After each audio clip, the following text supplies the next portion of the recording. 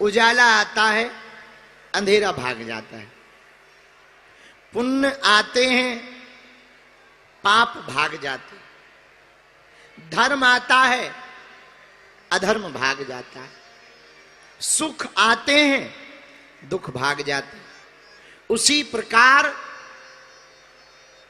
जीवन में मंगल आएगा तो अमंगल अपने आप भाग जाएगा। ज्यादातर लोग अमंगल को भगाने की कोशिश करते, हमारा सोचना थोड़ा अलग है। अमंगल को क्या भगाना, मंगल आएगा, अमंगल अपने आप भाग जाएगा। उजाला आएगा, अंधेरा अपने आप भाग जाएगा। ऐसे समझो, अंधेरा मचा हो तो अंधेरा को भगाने के लिए भूख हड़ताल करना चाहिए कि दिया जलाना चाहिए? हैं? क्या करना चाहिए? भूख हड़ताल करने से क्या अंधेरा भाग जाएगा? बोलो हाँ या ना, जोर से बोलो। भूख हड़ताल करने से अंधेरा भागने वाला नहीं है। तो क्या करना पड़ेगा? उजाला करना पड़ेगा। उजाला करो, भले ही कुछ ना बोलो, अंधेरा अपने आप भाग जाएगा, एक क्षण में भाग जाएगा। वैसे ही भैया, जिंदगी में कोई काम ना बन रहा हो, लगातार हैरान हो, एकदम अमंगल हो रहा हो, कुछ नहीं करना है, मंगल भवन की शरण को पकड़ लेना है। अमंगल अपने आप जिंदगी से भाग जाएगा। बोलो सीताराम। और जोर से बोलो, और जोर से बोलो। एक बात और सुनो,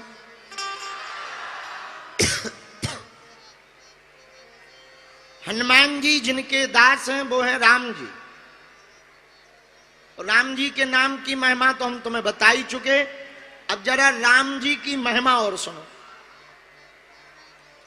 रावण भी राम जी के महिमा का गुणगान करता है और अपना काम चलाता है। देखो, चरित्र तो ऐसा ही होना चाहिए कि दुश्मन भी पीठ पीछे बात करे। हाँ, चरित्र ऐसा होना चाहिए कि दुश्मन भी पीठ पीछे कहे और तो सब ठीक है, हमारी दुश्मनी है, पर एक बात तो बढ़िया है भैया, चरित्र के वो पक्के हैं। ऐसा चरित्र का निर्माण करना चाहिए। और कई लोगों के तो लोग मुंह पे बोल देते हैं बोलो सीताराम, पर धन्य है राम जी का चरित्र। राम जी के सामने तो रावण कुछ नहीं बोलता, पर अकेले में जरूर बोलता। जब राम जी ने राम सेतु बनाने की तैयारी की और पत्थरों को पानी में तैराया, आहा,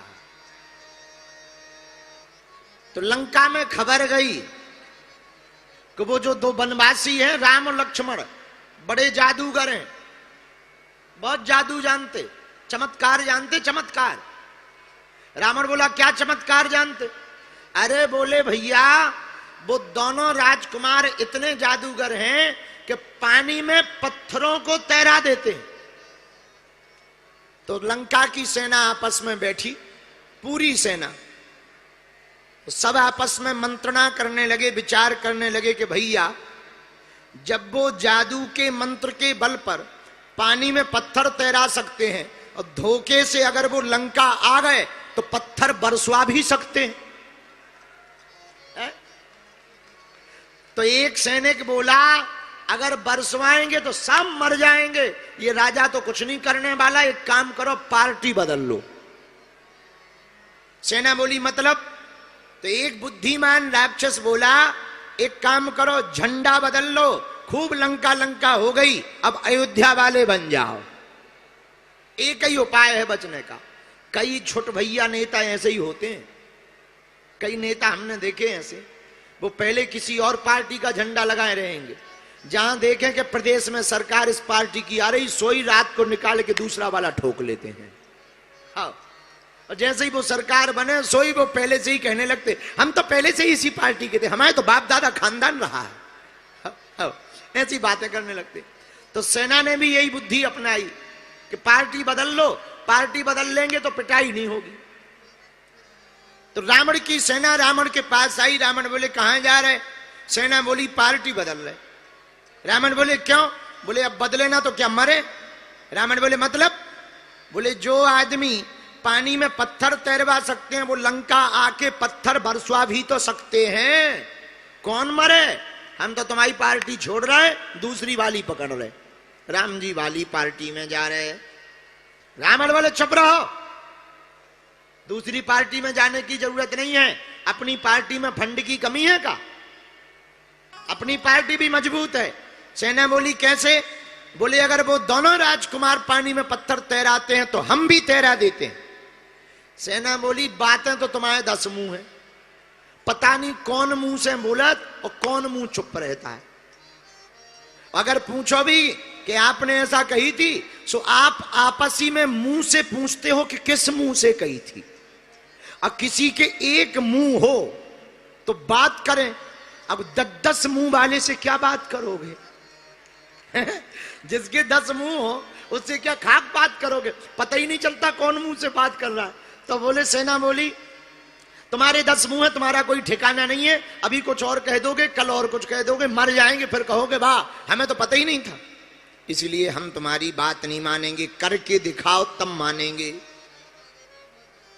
करके दिखाओ। रावण बोला चुप रहो, एक काम करो, कल हम ये चमत्कार करके बता देंगे, तब खुश हो जाओगे। हाँ तब हो जाएंगे। दूसरे दिन पूरी सेना समुद्र के किनारे पहुंच गई और तमाशा देखने के लिए और छोटे छोटे बच्चे, पूरी राक्षसनियां, राक्षस सब पहुंच गए। रावण आया देवी पूजा करके। रावण बोला लाओ पत्थर, अभी पानी में तैरा के बताते हैं। सेना ने सोचा कि राम जी ने अगर 50 किलो का पत्थर तैराया तो अपन 500 केजी का ले चलो। 50 का क्या ले जाना, 500 केजी का ले चलो। अब राक्षस तो राक्षस भारी भारी पर्वत उठा के ले आए और धर दिया। रावण को पसीना आ गया। छोटे मोटे पत्थर को कोई ट्रिक दिखाकर, 20 हाथ है नीचे से पानी में से कोई हाथ लगाकर तैरा भी देते, पर 500 केजी के पत्थर को कौन तैराएगा? सेना बोली देर ना करो, पसीना आ रहा है, जल्दी तैराओ, नहीं तो हम लोग जाएं पार्टी बदले। रावण बोले चुप रहो। रावण ने पत्थर उठाया, जितने मंत्र जानता था रावण सब मार दे। हे देवी माता आज लाज बचा लियो, हे भगवती आज हमारी नाक बचा लेना। देवी माता बोली तेरी नाक एक हो तो बचाएं, 10 नाक अब 10 नाक को कौन बचाए? एक नाक हो तो बचाएं। पर रावण प्रार्थना कर रहा, हे देवी माता बचा लेना। जैसे ही हाथ में पत्थर उठाया भैया और पानी में डाला, सो ऐसे डुब उड़ गया जैसे जन्मों का प्यासा हो ये, और पानी में पत्थर डूब गया। सेना बोली ले वो निकल आया चमत्कार। बड़ी बड़ी बातें बोल रहे थे, हमें पहले ही पता था। रावण को भी पसीना आ गया, पर रावण ने 10 सिर डाले पानी में और ना जाने रावण क्या बुदबुदाया, और जैसे ही वो बुदबुदाया मारे आवेश के उसने हाथ पांव फटकारे और ऐसा चमत्कार हुआ कि जो पानी में पत्थर डूब गया था, जमीन में पहुंच गया था, वो एक क्षण में ऊपर आ गया। सेना खुश हो गई, सब ताली बजाकर जय जयकार करने लगे।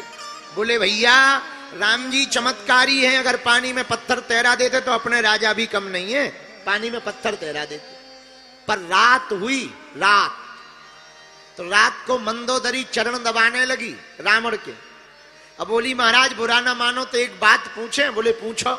देखो किसी की पोल का पता करना हो तो घरवाली को जरूर पता रहता है।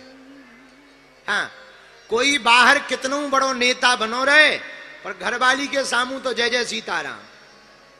बाहर कोई कितनों बड़ो गुंडा बनो रहे, पर घरवाली के सामू तो भीगी बिल्ली बना रहता है। रात को मंदोदरी चरण दबाते हुए बोली महाराज हमें पता है आपके पास कौन कौन से चमत्कार हैं, पर हमें यह भी पता है आपके पास ऐसा कोई चमत्कार नहीं है कि आप पानी में पत्थर तैरा सको। पर हमने सुना है आज आपने पानी में पत्थर तैरा दिया, कारण बताओ। पहली बार रावण जिंदगी में रोया, पहली बार रोया। श्री जोशी जी कहते हैं रावण उठ के बैठा और 20 आंखों से भर भर करके रोया। तो मंदोदरी बोली क्या बात है, आप रो क्यों रहे? तो रावण कहता देवी सच कहती हो तुम, हमारे पास ऐसा कोई भी तंत्र मंत्र नहीं है, ऐसी कोई भी शक्ति नहीं है कि हम पानी में पत्थर तैरा सकें। पर आज जब हमारी नाक कट गई, पानी में पत्थर डूब गया और प्रजा हमें छोड़कर जाने लगी, तब मंदोदरी हमने पत्थर के पास जाकर कहा ये पत्थर तुझे राजा राम की सौगंध है, मेरी नाक बचाने के लिए ऊपर आ जा। तुझे राजा राम की सौगंध है, बस मेरी नाक बचाने के लिए तू ऊपर आ जा। और मंदोदरी धन्य है वो पत्थर और धन्य है परमात्मा राम, उनके नाम लेते ही वो पत्थर पानी में ऊपर आ गए। ऐसा चरित्र हमारे राम जी का है कि जिनके नाम को लेकर दुश्मन भी अपना काम चलाते, शत्रु भी अपना काम चलावे, ऐसा चरित्र श्री राम जी का है। बोलो जय सिया राम, जोर से बोलो और जोर से बोलो। जब भैया रावण जैसे आतताई अत्याचारी राम जी का नाम लेकर के अपना काम चला सकते, अपनी लाज बचा सकते, तो हम लोग भी अगर राम जी का नाम लेवें तो हम लोगों की भी लाज बच सकती है। बोलो सीताराम, हनुमान जी महाराज की, बागेश्वर धाम की। बालाजी महाराज के कृपा पात्र बागेश्वर धाम पीठाधीश्वर परम पूज्य धीरेन्द्र कृष्ण शास्त्री जी महाराज का पावन संकल्प। मध्य प्रदेश में छतरपुर के ग्राम गढ़ा में बनेगा विश्व स्तरीय कैंसर अस्पताल एवं रिसर्च सेंटर, जिसकी आधारशिला देश के यशस्वी प्रधानमंत्री नरेंद्र मोदी जी के कर कमलों से रखी जा चुकी है। 200 करोड़ रुपए की लागत वाले 100 बेड के इस अस्पताल में गरीबों का होगा मुफ्त इलाज। ये बहुत बड़ा अवसर है, बहुत बड़ा काम है। संकल्प बड़ा हो, संतों के आशीर्वाद हो, प्रभु की कृपा हो, तो समय सीमा में सब पूर्ण होता है। हमारे प्रियजनों, बागेश्वर धाम पूरे भारत के लोगों, अभी तक अस्पतालों में मंदिर थे, अब मंदिर में अस्पताल होगा। कैंसर हॉस्पिटल निर्माण हेतु सहयोग देकर पुण्य के भागी बने। अकाउंट नेम श्री बागेश्वर जन सेवा समिति, bank name HDFC bank, account number 999108108108, IFSC code HDFC 0000088।